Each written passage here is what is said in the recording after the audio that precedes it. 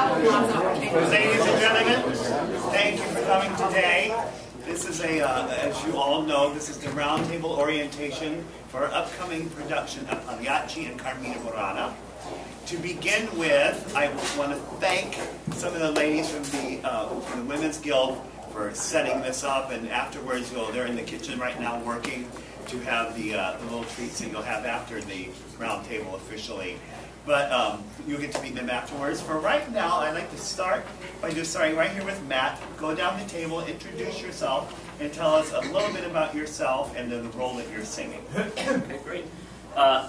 Afternoon. My name's Matt DiBattista, and it's my first time here in New Orleans and first time singing with New Orleans Opera. I'm in from Boston, and I'm singing the role of Beppe.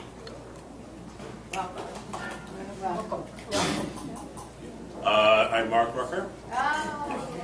It's my first time here. My first time here. It's going to be one of those sessions. Actually, this will be my third Pagliacci here in New Orleans. And as I said last night, I hope you get it right this time. And my wife and I, we look forward to this production. I'm Cliff Forbes. I'm Conio. My first time in New Orleans, and looking forward to being here as well. Ina Dukac, I'm singing Nenda. Also my first time in New Orleans. I live in New York. I'm very pleased to be here. My name is David Adam Moore. I'm singing the roles of Silvio in Pagliacci and the baritone soloist in Carmina Burana. This is my first time with New Orleans, second time with Robert, and this is I live in New York, but I'm from Southeast Texas, very near Louisiana. They're in Cajun country, so for me, in a way, this is like coming back home. Suck up. Well, I'm really enjoying the food, I have to say. Well, I'm Robert Lyle, and I'm directing the Pagliacci and also, I should say, co-directing the Carmina Burana. Greg Schrammel is not going to be with us this afternoon. I must have been some miscommunication because I just spoke to him and he was still at the dance studio.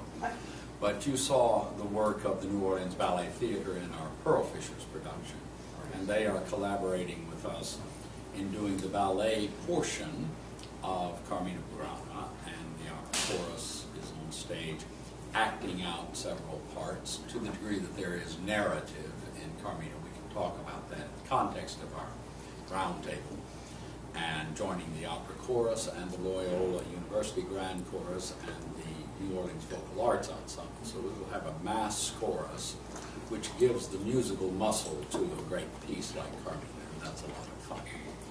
But these, let's see, Enos does the soprano solos in the Carmina. David, the baritone, Matthew DiBattista, has that wonderful character piece, The Roast Swan, which is one of the more grotesque tenor arias in the repertory.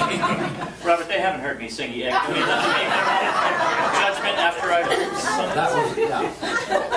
But that was not a description of Matthew singing La Donna Mobile.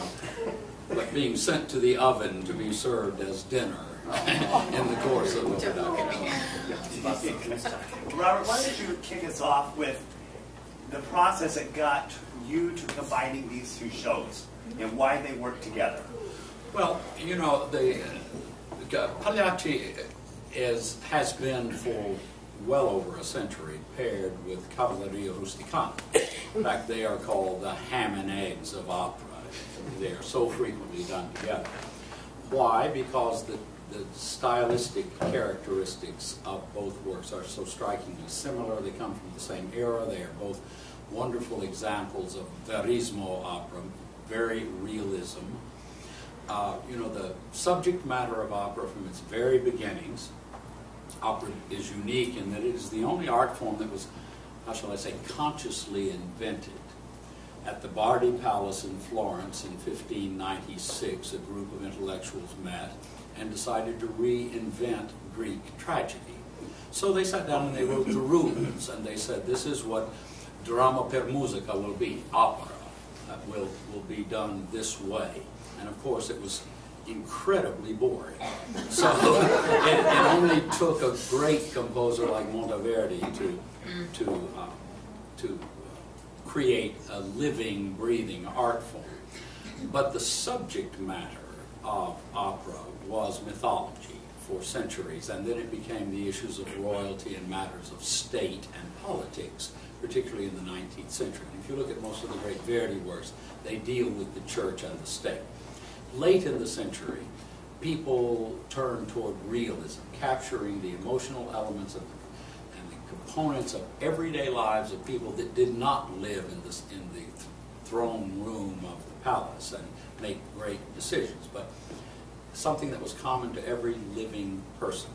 And that style caught fire. And so we have verismo opera, realistic opera. The pairing, the uniqueness of the pairing of Pagliacci and Cavalleria Rusticana was because there was a one-act opera competition announced by one of the leading Italian publishers. And Leoncavallo, the composer of Pagliacci, had written a two-act opera. This piece is in two halves, and so he simply wrote an intermezzo and called it the link between two acts and called it a one-act opera, and it won that competition. And Mascagni's Cavalleria Rusticana was also recognized in the same class. And so the two have been paired together because the men were friends, the style of the pieces is very similar, and the emotional impact of the two works is very similar. Over time, Cavalleria has become a little more dated, I think, than Pagliacci as far as its adaptability in moving it from its location of a small Italian village on Easter Sunday to other locales. Pagliacci is a little more of a flexible vehicle, even though it has a lot of specifics in the text. It takes place in mid-August on the Feast of Assumption Day in a little Calabrian village. And so they bear many similarities, but Pagliacci just has about it the fascination also of the theatrical element of the play within the play, and that is the commedia dell'arte style of theater and comedy that is so fundamental to Italian theater is preserved in this piece. And so it allows us to play with it in a theatrical way, in a fun way. I'm a bit of a purist about that, and so we're doing really true commedia dell'arte Lazzi that are straight out of the stage directions about what Colombina and Arlecchino and Pagliaccio and characters like that do. But in the modern era, there has been an evident effort to pair Pagliacci with other pieces than Cavalleria for variety. Carmina Burana was written by Karl Orff, the great German composer, an astounding success at its premiere in 1936.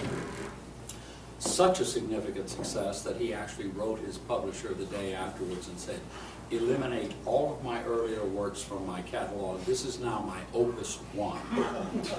And then he tried to recapture that success with Carmina Catulla and other works and just couldn't quite find that stroke of lightning that is very similar, incidentally, in its composition style, that spontaneous genius that Pagliacci reflects. But it's a great theater piece and calls for a large chorus, and if you take the technical description from the score, it says it is a theater piece for singers, dancers, actors, and magical images. And so in today's modern technological theater, it's easier to do that, certainly the magical images, than perhaps in the past. So we're bringing those components together in pairing. The time of the two, timings of the two works, Pagliacci is about 73, 74 minutes long. Carmina Burana is slightly less than an hour. So they make a very nice evening, a nice balanced pairing. And they are very contrasting in their styles. You have the bombast, if you will, of Carmina Burana compared with the much smaller universe of Pagliacci, but it is grand scale in the intensity of its drama. So there's a rather lengthy explanation of how you get to these styles and how these two styles can fuse together. Okay. I want to start with Pagliacci and start talking with our married couple in the middle. We have the Canio and Neda. Start, tell us a little bit about your relationship, not just how about the score, but in this specific production, how does the relationship between the two of you work? Not well.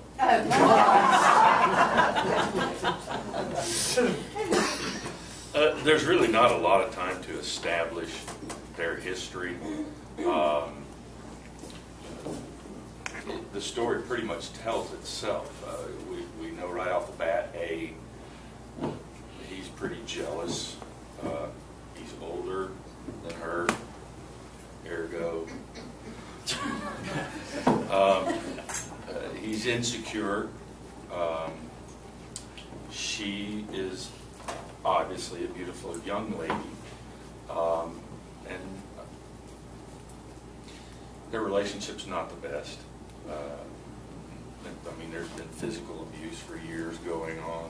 I think most of you are probably aware of the backstory there. But there's really not a lot of time to set it up on stage. There's like a single moment of interaction between us before it's revealed that I'm having an affair. Yeah, and it's not a good one. Yeah, it's when you try to kiss me, and I said, no, I don't think so. That's really good. So it's not a lot of setup for that. So, do you love her? Do I? Or do you feel like she's a possession to you? A bit of both. Uh-huh. A bit of both. I think she's probably my favorite possession. Okay. You know, like my ring, my he's a bit obsessive. He's a bit neurotic. I mean, I think he loves her, but he does feel a sense of ownership. You know, he brought her up from the gutter. He made her what she is today. I think that plays out in the end of the opera. Non paiate non son. He starts talking about, you know, love me or pity me, but for Pete's sake, do something. You know, I brought you up from the gutter. So, do you have any love for him at all? I don't think I have any romantic love for him, and I don't think I ever did. I think it's possible that, no, I mean, I'm positive there was some love, as you would care for anyone who took care of you when you were starting, you know, as you say in your art, which is really the only clue we have to the background. On the streets, in the gutter, and he fed me, and he took care of me. Of course, then he made me marry him and perform at a show, so I don't know, you know, it's not a simple kind of relationship. But I think by this stage in our relationship, I don't feel any love for him. I think I feel a burden.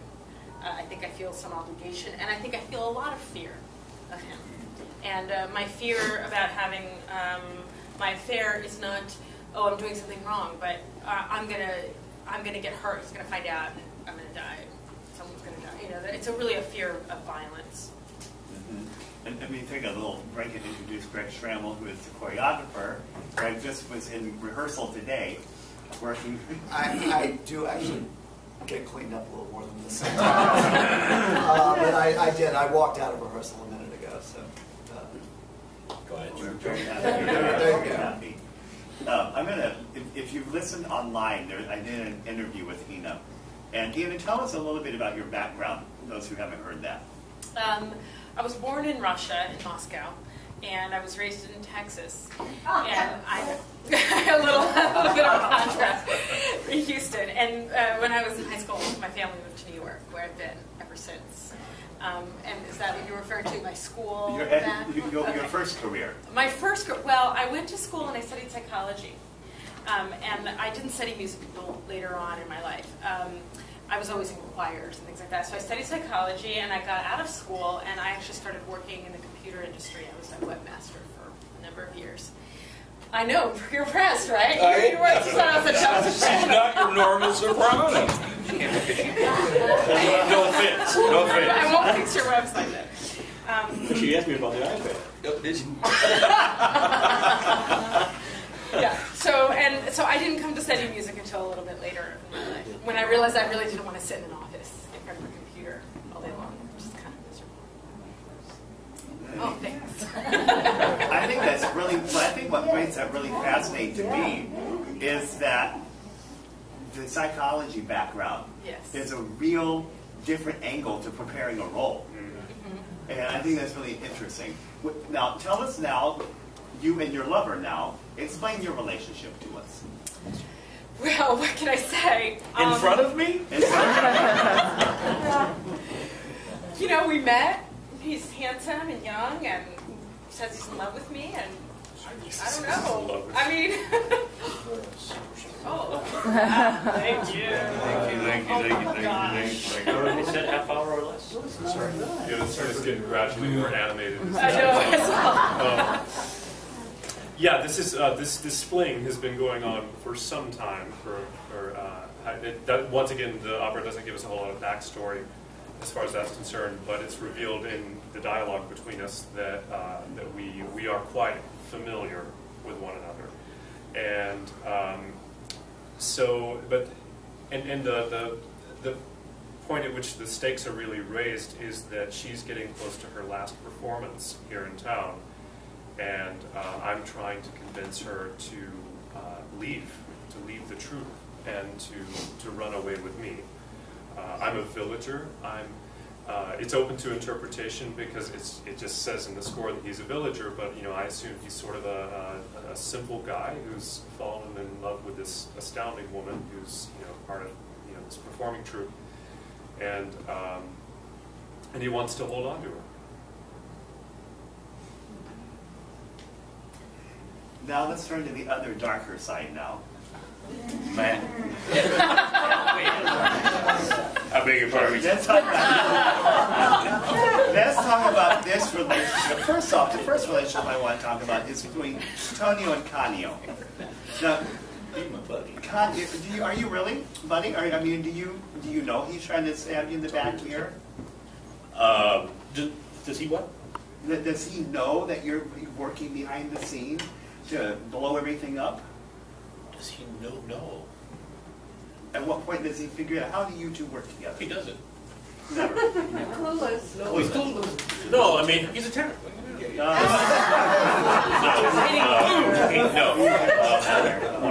Only the oldest are friends. People I tend to do characters sometimes that are not necessarily all that positive or conceived that way, but you have to understand also that nobody thinks they're evil. Everybody thinks they're doing the right thing. Yes. And so I don't know that I think there's any really bad character in this piece. Yeah. He is the only one that has had to deal with the physical deformity as well as the rest of them having to deal with the psychological deformities that have come about. We're all kind of in this bubble. We don't have access to anything else. He is the only one who has probably never experienced a love, a true love, except for the minor times when she's nice to him. So he knows he's abusive. I mean, they probably had the longest history together. And the more I do this part, the more gray I get in my face. I appreciate that more. But it's not really the kind of relationship that one would say, oh, they're buddies. The first thing he does is when he tries to help his wife down, he slaps him silly and throws him across the stage. So they don't really have. There's no real intimate relationship in this piece, I don't think. I think the thing that pisses me off is when she not only rejects me, but verbally abuses me to a point that I can't fight back. My father used to say all the time, when you stop using this, you start to use these. Well, he can't just kill her. He doesn't. He thinks he can still work this out somehow. So, he's probably one of the most, in the opera, I don't want to say this the wrong way, but he's probably the most complicated of the characters because it is in his mind now, he's going to get her back for what she did. And the only way he can do that, the easiest way he can do that is through him. So, Iago is probably the most evil character, but even he doesn't he thinks he's justified. But so there are times, there are hints of that I tend to use some of him in some of the closer parts when I introduce the thought that what could happen, you know. And I'm the one that gives him the knife. So, to answer your first question, I don't think there's a buddy necessarily. They just have the most experience in relationship. We've been around each other. Yeah. So she gets killed with a knife. I didn't want to say. I shouldn't probably say that. No, it's not. No, it's a bazooka. I don't know. Well, We don't want to give away the story. I've seen her killed in so many different ways. Well, of course. Yeah. You My favorite was a meat hook. I did see that once. That was pretty amazing. Yeah. We have time, don't we, Robert? We're not doing Courtney and Beth. Oh, That's Now, arguably, the most important character of the opera is Pepe.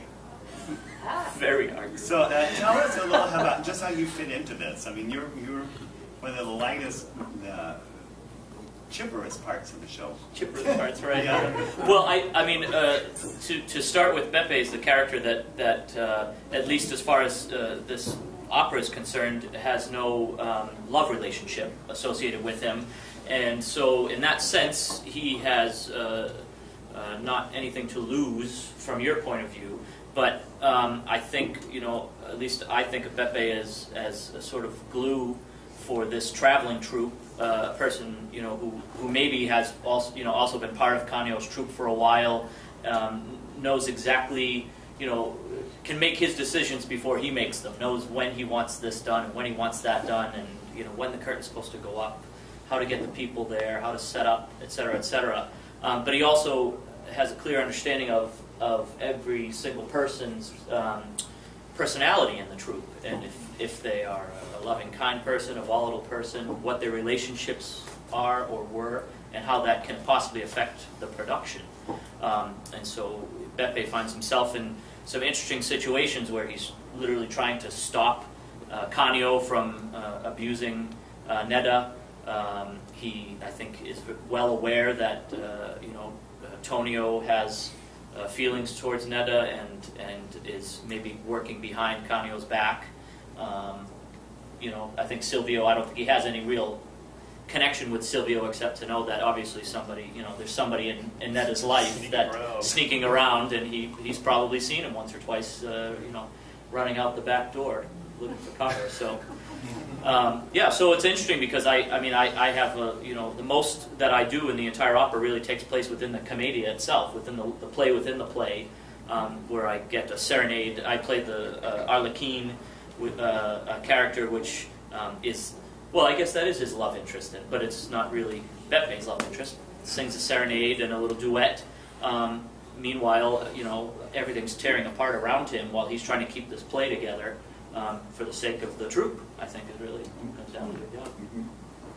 Switching over to the Carmina Burana, Greg. Yes. Can you tell us a little bit about all the forces that are involved here? 190 something people on stage. I mean, I think that pretty much sums it up. Thinking about Carmina, I was sitting there today and I thought, when you're a kid and you get the 32-piece puzzle and you put it together pretty quick and you think, that's great, I'm going to get the 1,000-piece puzzle. I got the 1,000-piece puzzle. So we're, it's an interesting challenge. We've got singing, we've got dancing, we've got things moving up and down and weaving it all together. And not that, but I mean, Pagliacci, great, but it's written. Yeah. We're making this up. This is new, guys. Right. So, the music is there, thank God. So it's so different. I mean, we talked last night. You know exactly what's going on in Pagliacci, even if there's a backstory and some secret things that aren't said overtly. There is a story. We've got no story here. We have wisps of a story. We have images. We have thoughts. And we try to tie them together, but what it is it's 25 individual little poems that were written 13th century. And they don't really carry a dialogue from beginning to end, though they're, like in poetry, you feel as if there is a thread that connects them. How do you identify that thread? Well, I mean, dance is a good thing, and because it's not literal. If we identified it literally, it would be almost like when you hear some of these songs that you hear, and then you find out the lyrics and you go, "Oh God, that's kind of trite, you know? It's really not as good as I thought it was. I had better thoughts of my own than these lyrics." That's how this is. I mean, there are definitely there's poetry there, and the poetry is beautiful, but sometimes it suggests exactly what it says, and sometimes it suggests something else. And I think in my mind, if I listen to the music, people can distract you with words and tell you lies while they think they're telling you one thing. And that's sort of what poetry does sometimes. The music is always telling you exactly what it's telling you if you're open to it. Let me give you a little background about what Carmina Burana is.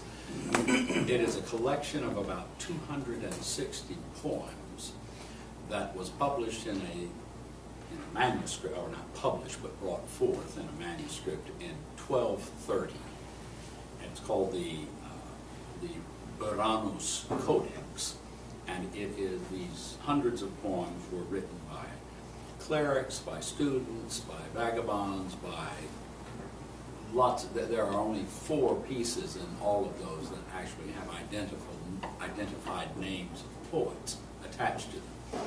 And they deal with love and life and nature as reflected in the thinking of 13th century writers that traveled the countryside and either sang these songs or wrote them in a monastery or wrote them in a tavern and so forth. The structure of the piece is in 3 large parts. It has a prologue, which everyone on the planet can now recognize. O fortuna velut nuna statu variabilis. It's that big bombastic opening that has been used in movies and commercials and things like that. And it begins and ends with that. So of the 25 pieces, the opening and the closing are the same. And then it is about the Wheel of Fortune. And the principle that links it together is that the Wheel of Fortune governs our lives. Every man, woman, and child rides the Wheel of Fortune in the course of their life. And sometimes you are at the top, and sometimes you are at the bottom. And it is even the warning to the king that on this day you will be at the top of the wheel, but the wheel will turn and you will be crushed by the wheel. So, when you have these reflections about life and its destiny, encapsulated in three subject areas. The first is spring. And think of all of the things that we associate with spring. It is the rebirth of the earth. It is as naive and simple as in the spring a young man's thoughts turn to love. So we have the reawakening of the earth. We have the reawakening of our emotions. We have mating rituals. We have courtship rituals. We have all of the things that are associated with spring. And the poems that were chosen by Orff that make up, the 10 poems that make up that section, all deal with various aspects of it. When Greg says there's no narrative per se, you take a great piece like Floret Silva Nobilis, which means that the noble woods are flowering. That's a difficult thing to act out on the stage, I might add, for an opera chorus. So you have commentary upon nature. The baritone soloist strolls through nature and makes observations about the power and the beauty of the sun. And says, look at the great source of life that the sun is as it replenishes the earth. And the great challenge is to find a dance interpretation of these concepts that support the observation concepts of these singers and to find the right balance. Within that spring ritual, we have things in our own culture, maypole dances, village fairs, things of that sort. So we've tried to capture some of that. And so you have a piece in which it's just called dance. So after we've established that mankind is out in nature enjoying the rebirth of the earth and the new year, it's reflected in a great dance piece. Then we have a ritualistic dance. When Greg and I were talking through how we could handle some of these things, there's one called a raya, which is a village dance. And I said, when I used to conduct in Mexico a lot, I was fascinated. I would go down in the evenings, if I was free, to the jardín, center courtyard in a village, and you watch people, and the women walk in one direction around the square, and the men walk in the other direction around the square, and they just observe one another. That is a fundamental courtship ritual in many cultures, because you're eyeing the girls and the girls are eyeing the guys, and at some point in the chain someone will make an introduction and those lives will change. But that necessity to get, so we looked for a way to express that with a ritualistic dance. Very simple, but it involves everyone in the culture. And we sing through all of these, and then it turns into a great celebration, almost a wedding celebration, which Greg and Marjorie choreograph very beautifully. Then we go to In Taberna. The middle four pieces are in the tavern, and it starts with David's aria. And why don't you just tell us what's Estuan, what you're singing?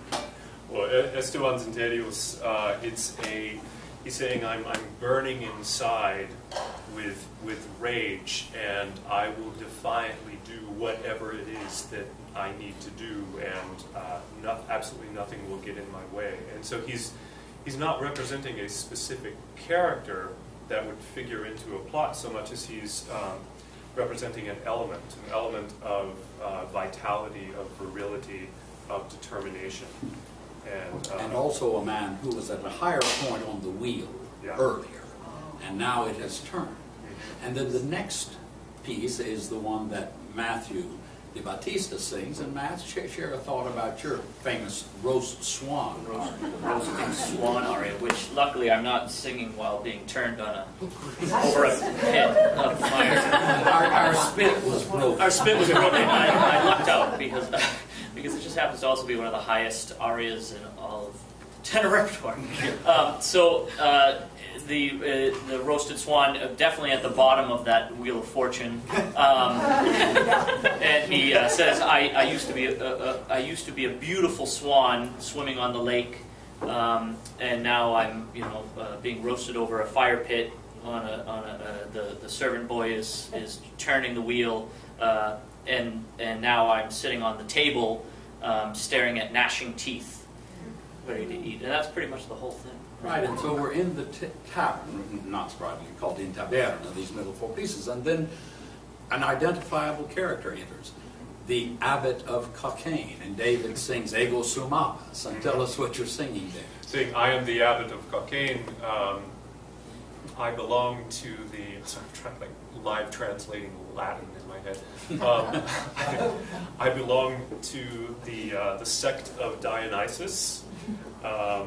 And whoever finds me in the tavern after Vespers and presumably gambles with me will find himself stripped naked of everything he owns, lying in the street, screaming, woe is me, why did I ever do this? Big, colorful piece that unfolds into the biggest drinking song you have ever heard, in which the chorus sings, we're all here to drink, and drink has come to mankind, the tavern is our home, the clergyman drinks, the king drinks, the lawmaker drinks, the woman drinks, the peasant drinks, the businessman drinks, everyone drinks, and of course then we turn this into a great showpiece with our drunken abbot of Cockaigne being carried around the stage and at one point dumped rather unceremoniously. Then we come to the closing section, which is called the Court of Love. And again, these are abstractions. Children playing the role of Cupid sing, the soprano sings her aria, and Ina, you might share a thought with us about your first aria. With the children, yes. That one. it basically says, if a girl is without a lover, she's sad. That's really Exactly. key Yeah. words. Well, and again, it's this love and loss and life and rebirth concept carried over now into something that is a little more specifically identifiable as the concept of love as we know it. And then we go through a series of pieces that all reflect these elements between men and women. And there are kind of taunting choruses, there are great, you sing Intrutina and Intrutina, you can share that thought with us. Yeah, Intrutina is probably the most famous soprano piece of that. It's, in my mind's eye, I have to decide between physical, passionate love and, what's the word?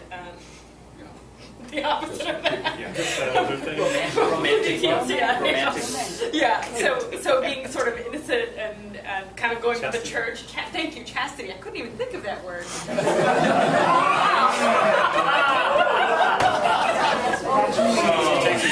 Actually, I'm very so yeah, chastity between pure love and chastity. And in the second verse, I say, well, I go with what I see in front of me. So you can interpret that how you will. Right. And so it leads us to a great hymn of praise. It's called Ave Formosissima, and it leads us to Helen of Troy and the great lovers of the eternities, and the proclamation that mankind is joined in the pursuit of love. And that leads us back to O Fortuna, which is back to the wheel, and the cycle of life goes on. And so the structure of Carmina Burana, 3 parts: the spring in the tavern and the court of love, balanced on each end by the great wheel of fortune concept.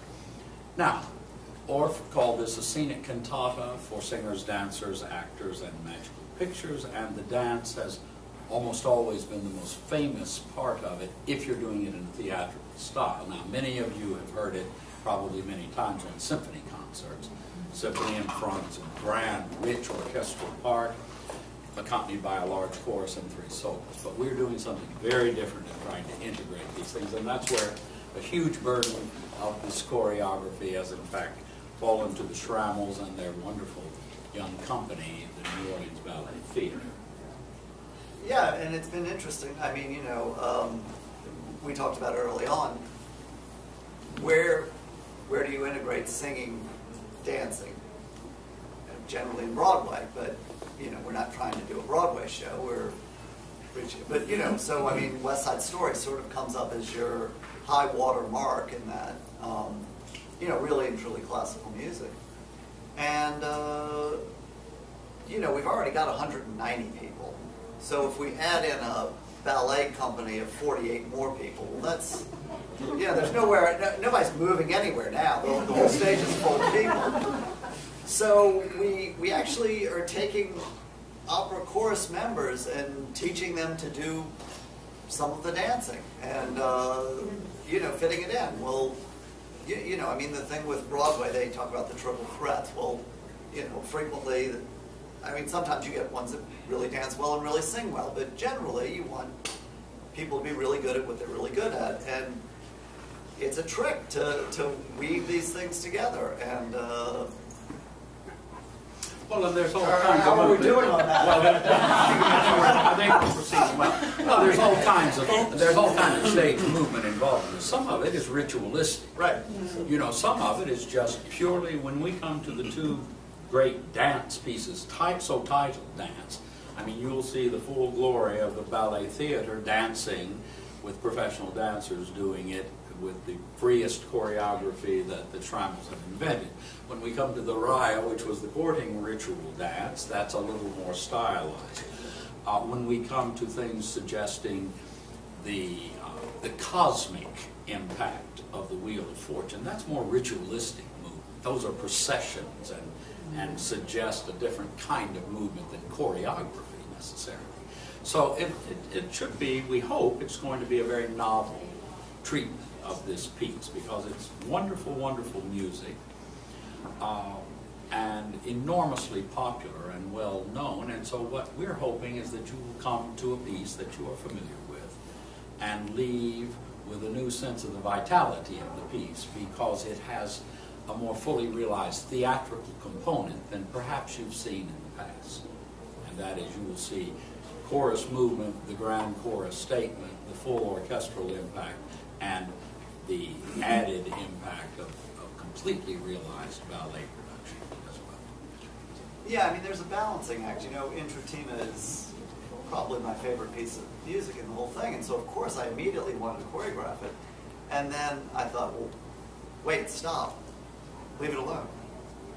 You know, Like we're saying. so right, exactly, and you can't really find some of that out until you get into the rehearsal process. So, you know, some of this you have your plans and you have your ideas, but you better be flexible enough when you get to the spot to go, oh, wait a second, my plans, you know, be a little more pragmatic and, you know, change when it's clear. Your eye will always tell you. Your eye knows. So where are the ballet solos for Mark and Cliff and Carmina Burana?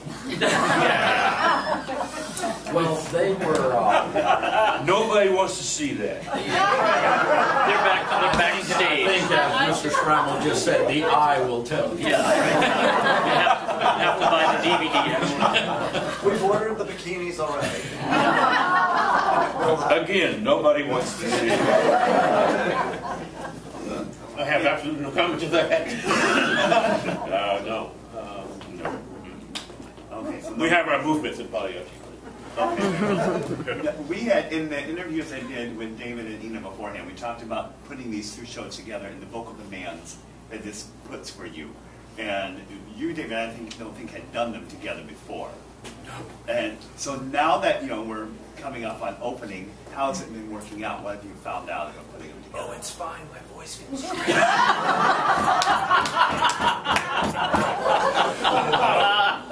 it's, you know, I certainly had some apprehension going into this because Carmina Burana is one of the most difficult pieces for a baritone to sing. There are a lot of baritones who just don't sing it. I myself waited for quite a while into my career before I began singing it, before I felt I'd be ready to sing it at the level that I would be happy with. Because Carmina, it requires you to sort of be three different voices. You have to sing these very full, verissimo, sort of chesty ascending lines, and then you have to turn around and sing really like bombastic, very high-lying things. But then you have to sing, there's this one song, Dies Nox et Omnia, that you have to sing in what we generally call a head voice or a mix, sort of like a countertenor. And it's extremely delicate and subtle, and these pieces are placed quite close to one another within the show. So it's a tough show for the baritone vocally. It requires a lot of concentration, a lot of pacing. And typically, Carmina is done on symphony programs, and that's the way that I've always done it, to where that was the only thing I had to sing that night, you know. And then Silvio, it's a shorter, more compartmentalized role, but you know, it also has its demands. It's very high-lying and such.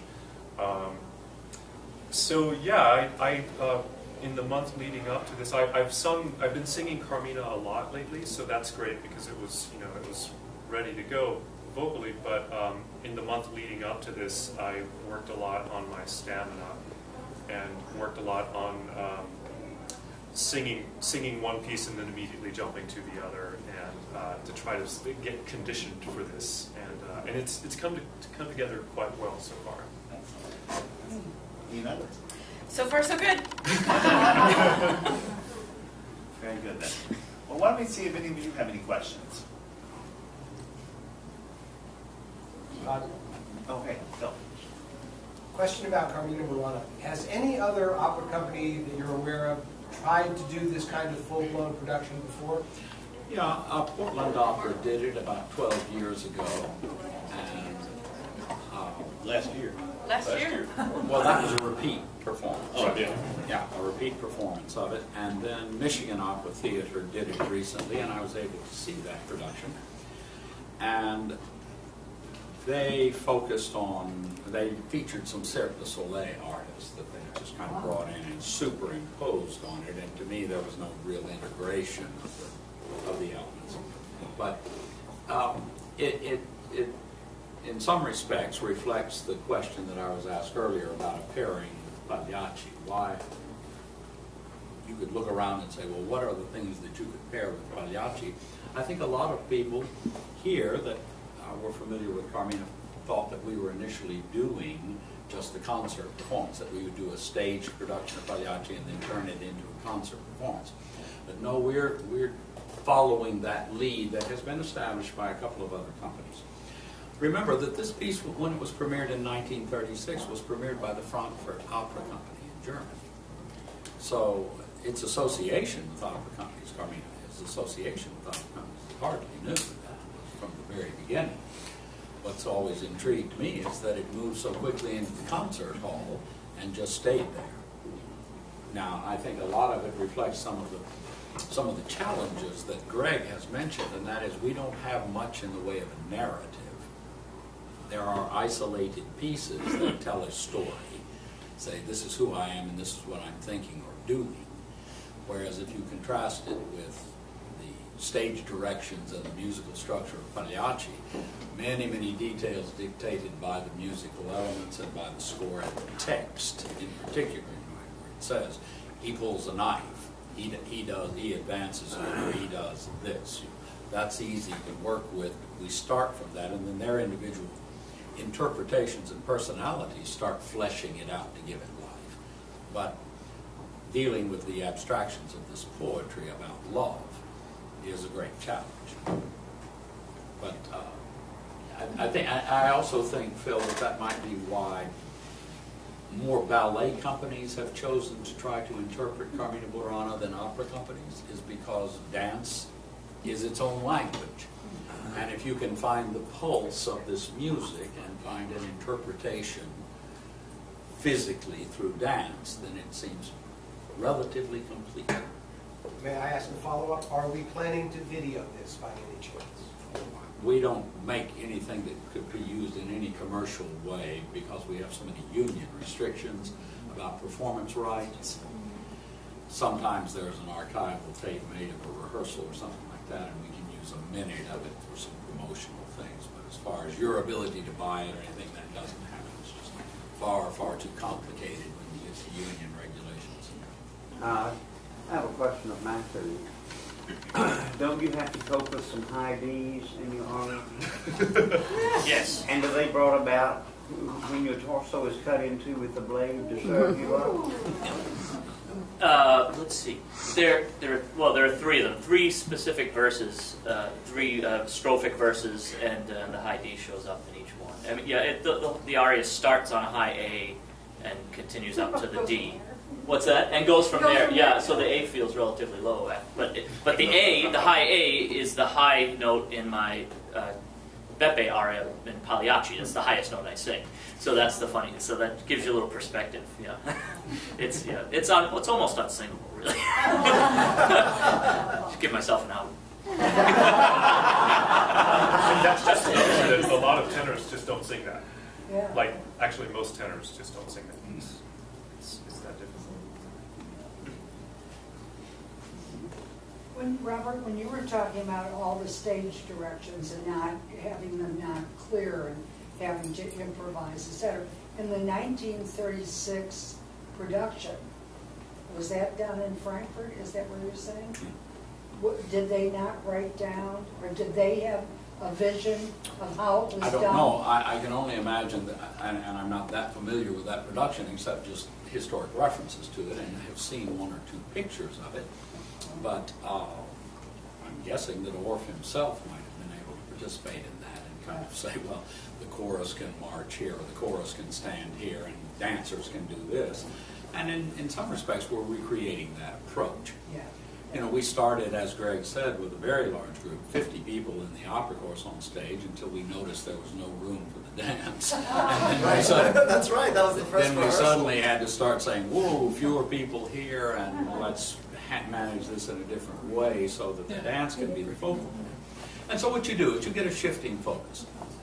You know, it is much of the stage movement is predominantly very spirited choreography by the dance theater, and then the chorus comes in to, as I refer to it, frame each of these dances, so that the vocal component is on stage constantly, either in movement or framing the movement. So, but I don't know. I'd love to see a film of that, Mary, just for sheer curiosity. We should say too that the chorus has to memorize all this, which is a huge undertaking, because not only the Latin but some Middle German, Middle High German, and the Latin is not sacred Latin, which we're used to singing with a lot of the sacred oratorio works, but it's all secular poetic Latin. I mean, so a lot of memorization. They've been really working hard. So. Sounds interesting. Well, I mean, it's pretty fantastic when you have 170 people blowing it out behind you. You're like, wow! You know, it's While you're on that subject, could you comment on the children singing this strange language? These are children from the Crescent City Lights theater program. Julie Conde directs, and she works with Carol Rausch, and they choose children to participate in the opera chorus, unless we do special open auditions. But no, they've been invited to participate, and they sing. You know, they open the Court of Love, in which they are talking about love flying everywhere, and they are the instruments by which that happens. So clearly they are Cupid figures.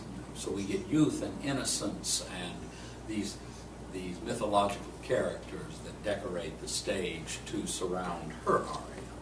And they appear later, and they sing a verse of one of the great ensembles, first with the baritone, then with the soprano, then with everyone. So Orff hasn't left much out as far as his encapsulation of the human experience through its cycles of life and through the ride of the wheel of fortune. Okay, other questions? I just wanted to add a historical footnote. Orff was involved in the 36 production. Was he? Good. But he was bumping heads with the National Socialist Party. He was trying to figure a way to make this a bit of propaganda for the state. I see. So the Nazis were actually involved partly in this production. Oh, that's too bad to hear.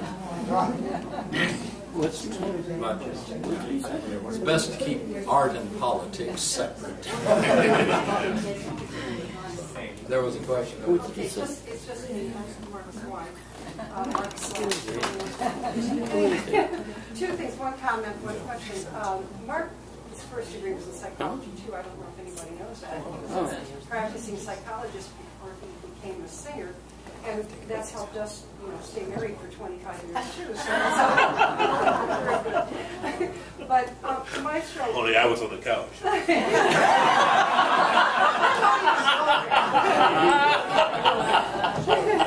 Anyway, Maestro, is it an urban legend, or is it something that I don't know if I read this one? Was the actual story of the Pagliacci, was that was from an actual case, wasn't it? Right. The score, this work premiered in Milan, not at La Scala, but at Il Verme, the smaller theater there at the time, in 1892. And the score says that this is in the period of 1860 to 1865, when the action takes place. Now, there was a play that had been written that used the famous play within the play concept of the angry husband murdering his wife, and this playwright brought a lawsuit against Leoncavallo. Leoncavallo's father was a judge and entered into the discussion by saying that at one time he had presided over some trial in which this very incident took place, in which a husband murdered his wife while acting out supposedly a fictional incident, and so they ended up settling the lawsuit in that way. So it is not urban legend at all. It's actually very much a part of the Calabrian history.